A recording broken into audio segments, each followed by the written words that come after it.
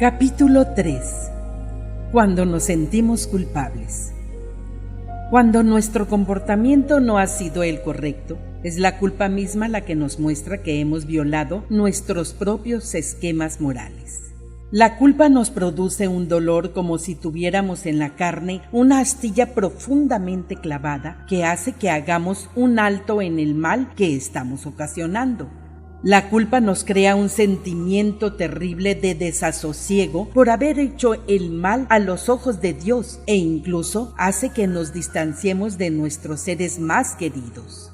Cuando se extrae la astilla, el dolor disminuye, pero queda un extenuante sentimiento de culpa, incluso muchos años después del acto o del pensamiento que la originó. Debemos simplemente olvidar, excluir, dejar atrás, negarle la entrada en nuestra mente a ese inútil sentimiento de culpa. La culpa ha cumplido su misión, nos ha avisado de que no hemos actuado correctamente, pero si seguimos insistentemente albergando ese sentimiento, incluso ante el perdón del Padre, hay que erradicarla de nuestras vidas si queremos sentirnos en paz. El alma se queda a oscuras ante la culpa. Nos sentimos culpables cuando sabemos que hay algo que hemos hecho mal, pero también nos hacen sentirnos culpables sin necesidad de otras cosas en la vida, como cuando no seguimos unos criterios establecidos. A veces, por ejemplo, podemos sentirnos en pecado si no asistimos a misa, al servicio religioso o a la sinagoga, quizás debido a la excesiva importancia que se da a estos actos en sus respectivas comunidades religiosas. Esa culpa ha de ser rechazada sin más. Jesús vino al mundo para proclamar la libertad espiritual y la rectitud únicamente en base a nuestra aceptación y dedicación a la voluntad de Dios, y esto debe tener preferencia sobre la observación de las costumbres y de los ritos del hombre. Jesús vino a mostrarnos a un Dios que perdona, a un Dios incapaz de crear ningún sentimiento de culpa en sus hijos. Poner las cosas en perspectiva palía la agonía de la culpa. ¿Quién puede vivir siempre a la luz de sus ideales de vida?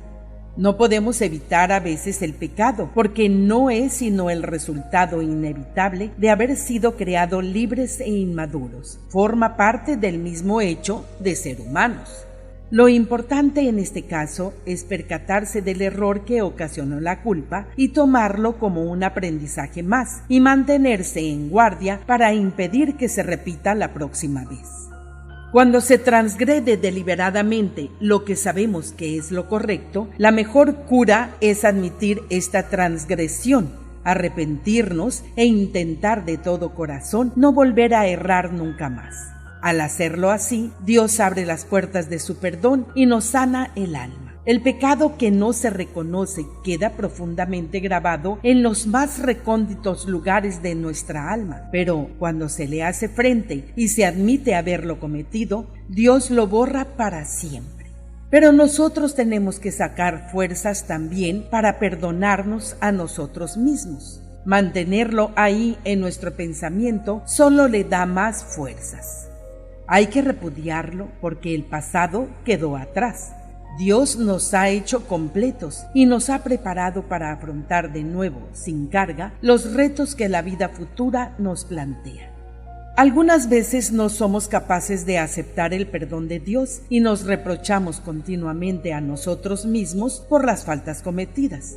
Puede que el problema no sea en este caso falta de arrepentimiento, sino falta de conocimiento de la naturaleza comprensiva y misericordiosa de Dios. Los que ven a Dios como un juez severo tienen en la culpa a un gran enemigo. Todos somos débiles y cometemos errores que nos hacen sufrir, pero es necesario que creamos en la paternidad y benignidad de Dios, porque, si no es así, el dolor por la culpa es capaz de borrar nuestra alegría y envenenar nuestra vida espiritual.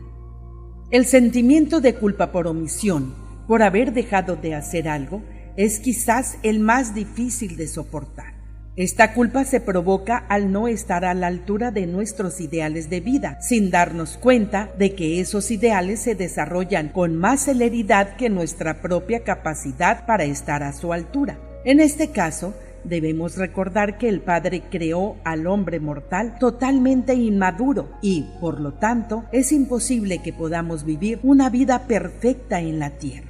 No podría ser de otra manera. Como humanos debemos aspirar a lo más alto, pero no por ello hemos de sentirnos frustrados si no podemos alcanzar siempre las metas que nuestra misma percepción espiritual nos traza. Nuestro Padre efunde su misericordia sobre nuestro pasado, y eso mismo debemos hacer nosotros si queremos construir sobre este un camino hacia la perfección, hacia la realización de su perfecta voluntad. El Padre no desea que sus hijos vivan en la culpa, y no hay que verla sino como un simple recordatorio para nuestras almas de que nuestra actitud y comportamiento en la vida han de mejorar.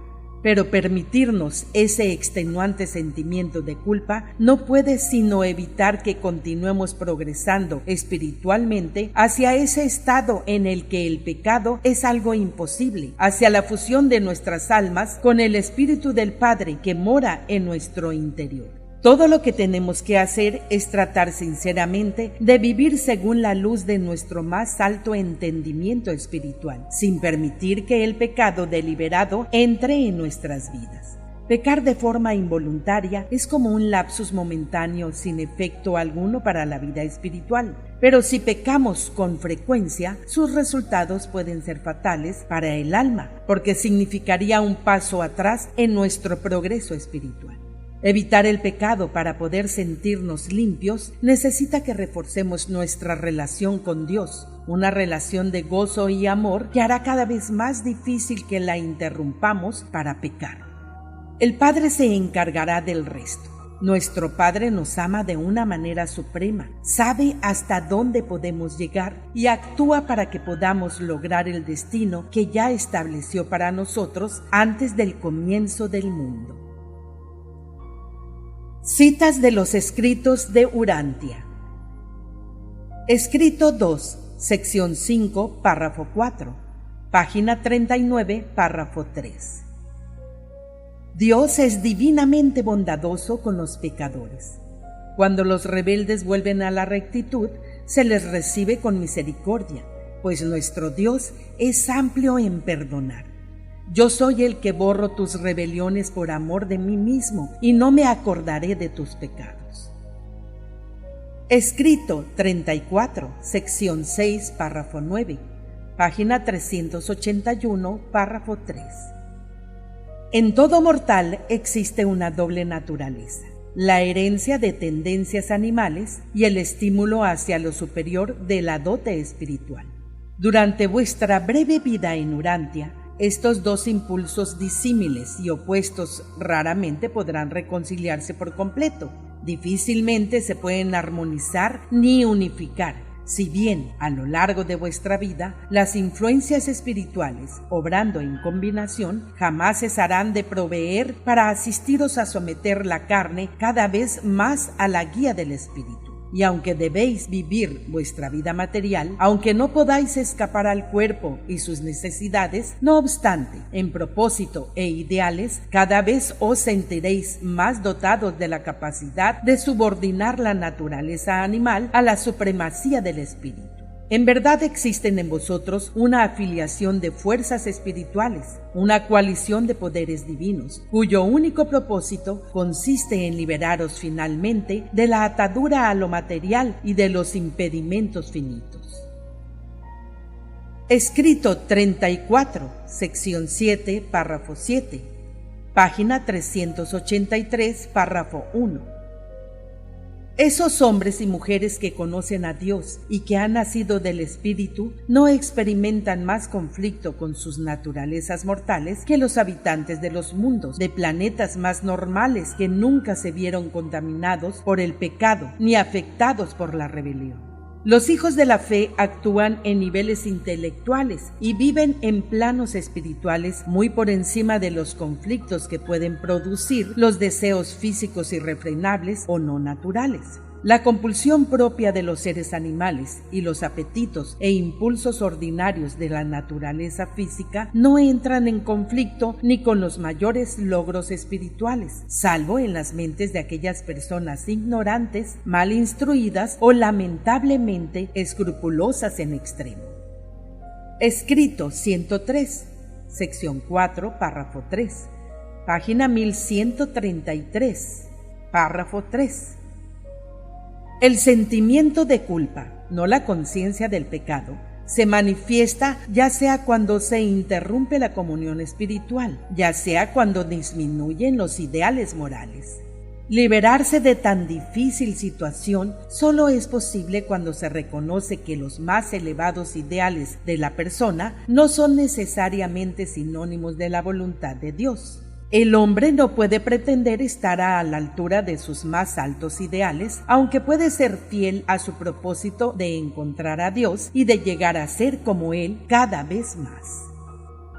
Escrito 103, sección 5, párrafo 4, página 1134, párrafo 2. Pero la interpretación que hace el hombre de este temprano conflicto entre la voluntad del ego y la voluntad del bien del otro no es siempre digna de confianza. Solamente un ser personal bien unificado puede dirimir las múltiples formas de disputa entre las apetencias del ego y la incipiente conciencia social. El yo tiene derechos al igual que el prójimo. Ninguno de los dos tiene la exclusiva sobre la atención y el servicio de la persona. La falta de solución de este problema da origen al tipo más temprano del sentimiento de culpa del hombre. Escrito 130, sección 1, párrafo 2, página 1428, párrafo 2. Amigo mío, todos somos como Jonás, con una vida que vivir conforme a la voluntad de Dios. Y cada vez que buscamos escapar de nuestras obligaciones diarias actuales para ir en busca de alicientes lejanos, nos ponemos, de ese modo, bajo el control inmediato de influencias que no están sujetas a los poderes de la verdad ni a las fuerzas de la rectitud. Huir del deber es sacrificar la verdad. Eludir servir a la luz y a la vida solo puede desembocar en esos dolorosos conflictos con las dificultosas ballenas del egoísmo que acaban por llevar a las tinieblas y a la muerte, a menos que esos Jonases que han abandonado a Dios, aunque se encuentren en las profundidades de su desesperación, vuelvan sus corazones hacia la búsqueda de Dios y su bondad. Y cuando estas almas abatidas buscan sinceramente a Dios, hambrientos de verdad y sedientos de rectitud, no hay nada que las pueda mantener más en cautiverio. No importa cuán profundos sean los abismos en los que hayan caído, cuando se busca la luz de todo corazón, el Espíritu del Señor de los cielos las liberará de su cautiverio. Las malévolas circunstancias de la vida las arrojarán a la tierra firme de las nuevas oportunidades para llevar a cabo un servicio renovado y vivir una vida más sensata. Escrito 133, sección 7, párrafo 12, página 1480, párrafo 4. La mente humana no resiste bien el conflicto que conlleva experimentar una doble lealtad. Constituye un gran peso para el alma tratar de servir tanto al bien como al mal.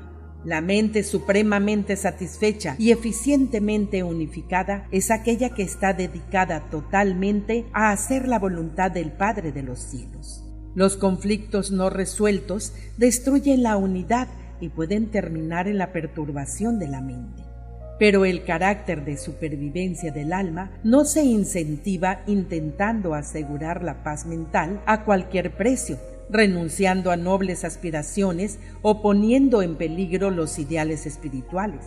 Dicha paz se consigue más bien reafirmándose incondicionalmente en el triunfo de lo que es verdadero, y esta victoria se logra venciendo al mal con la poderosa fuerza del bien. Escrito 140, sección 8, párrafo 27, página 1583, párrafo 1. Aquella tarde, los 3 apóstoles se sorprendieron al percatarse de que la religión de su maestro no contemplaba el autoexamen espiritual. Pero Jesús no dijo nada que censurara el autoanálisis como forma de prevenir un egocentrismo presuntuoso. Escrito 146, sección 2, párrafo 4. Página 1638, párrafo 4. Incluso el perdón de los pecados obra de esa misma inequívoca manera. El Padre de los cielos os ha perdonado aún antes de que hayáis pensado en pedírselo. Pero tal perdón no está disponible en vuestra experiencia religiosa personal hasta que vosotros no perdonéis a vuestros semejantes. El perdón de Dios, como hecho, no está condicionado a que tú perdones a tus semejantes, pero como vivencia, precisamente lo está. Escrito 154, sección 6, párrafo 8. Página 1722, párrafo 4. Jesús sabía perfectamente lo difícil que era para los hombres romper con su pasado. Sabía cómo los seres humanos se dejan influenciar por la elocuencia del predicador, cómo responde la conciencia a los estímulos emocionales, al igual que la mente lo hace a la lógica y a la razón. Pero también sabía que resulta mucho más difícil convencer a los hombres de que renuncien a su pasado. Escrito 156, sección 5, párrafo 8, página 1739, párrafo 3. No os desaniméis cuando descubrís que sois humanos. La naturaleza humana puede tender al mal, pero no es intrínsecamente pecaminosa. No os sintáis desalentados si no podéis olvidar por completo algunas de vuestras experiencias más desafortunadas. Los errores que no podáis olvidar en el tiempo se olvidarán en la eternidad. Aliviad el peso del alma adquiriendo una más amplia visión de vuestro destino, considerando la expansión de vuestra andadura en el universo. Escrito 159, sección 1, párrafo 1. Página 1762, párrafo 3. Un día, en Hipos, avanzada la tarde, Jesús impartió una lección sobre el perdón en respuesta a la pregunta de uno de los discípulos. El maestro dijo, escrito 159, sección 1, párrafo 2, página 1762, párrafo 4. Si un hombre de buen corazón tiene 100 ovejas y se descarría una de ellas, no deja de inmediato a las 99 y va a buscar a la que se ha descarriado. Y si es buen pastor, ¿no va tras la oveja que perdió hasta encontrarla? Y cuando la encuentra, la pone sobre sus hombros y gozoso de camino a su casa, llama a sus amigos y vecinos y les dice, alegraos conmigo, porque he encontrado a mi oveja perdida. Os digo que habrá más gozo en el cielo por un pecador que se arrepiente que por 99 justos que no necesitan de arrepentimiento. De igual modo, no es la voluntad de mi Padre que está en los cielos que se pierda uno de estos pequeños, y mucho menos que perezca. En vuestra religión, Dios podrá recibir a los pecadores arrepentidos. En el Evangelio del Reino, el Padre va a buscarlos, incluso antes de que hayan seriamente pensado en arrepentirse. Escrito 160, sección 4, párrafo 3, página 1779, párrafo 5. Nunca dudéis en admitir el fracaso. No tratéis de esconder la derrota tras sonrisas ilusorias y un radiante optimismo. Puede parecer una buena idea afirmar tener siempre éxito, pero el resultado último es devastador. Proceder así conduce directamente a la creación de un mundo de irrealidad y a encontrarse inevitablemente con grandes desilusiones. Escrito 174, sección 1, párrafo 3, página 1898, párrafo 3. El perdón divino es inevitable, es inherente e inalienable a la infinita comprensión de Dios, a su perfecto conocimiento de todo lo que concierne al juicio equivocado y a la decisión errada del Hijo. La justicia divina es tan eternamente ecuánime que invariablemente conlleva entendimiento y misericordia.